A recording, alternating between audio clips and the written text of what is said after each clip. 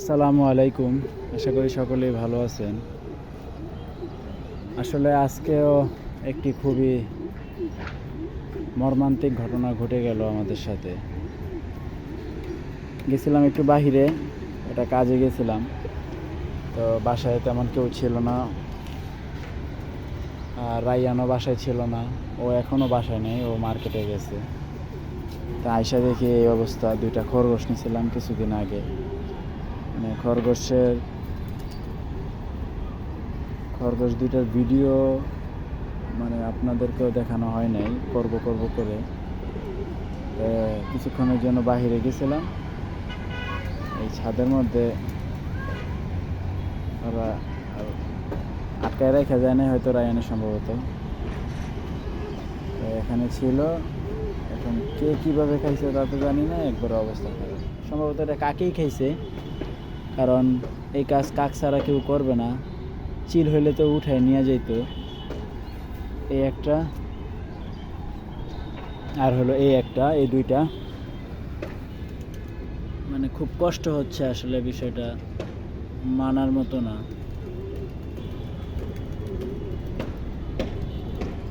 এখানে আসলে কি বলবো, বলার কিছু নাই আসলে। দুইটা খরগোশ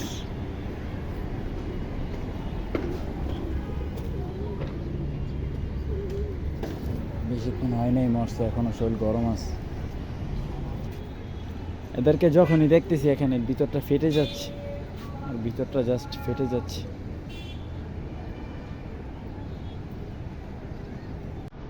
আমার বলার মতো আর কোনো ভাষা নেই ভাই।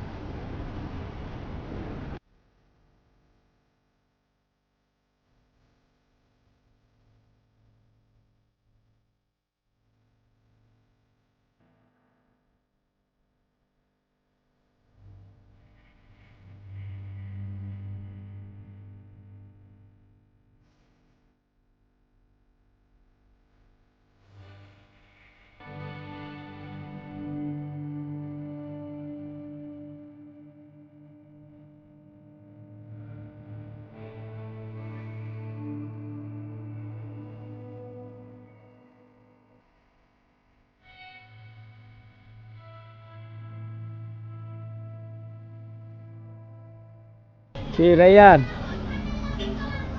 তুমি যে এদেরকে রাইখে গেছো গা, দেখছো এদের কি করছে? হ্যাঁ,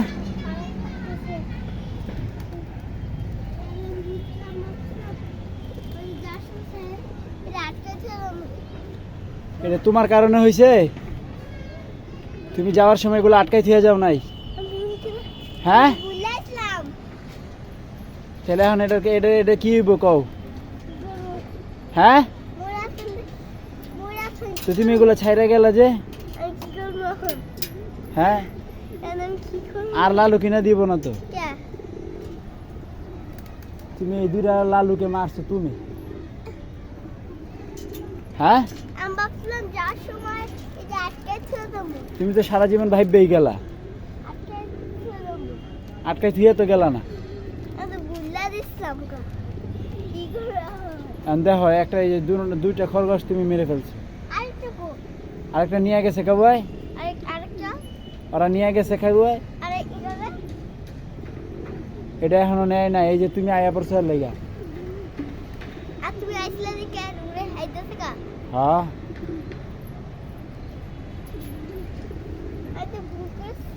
খুব ভালো কাজ করছো না তুমি? হ্যাঁ, খারাপ লাগতেছে?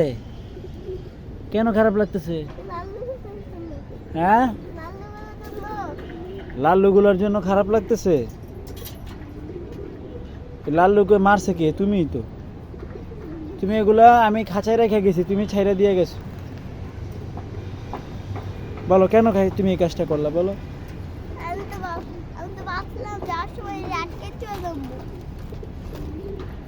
তো যাই হোক বন্ধুরা, আসলে এটা ভাগ্যে ছিল, এটা নিয়ে আফসোস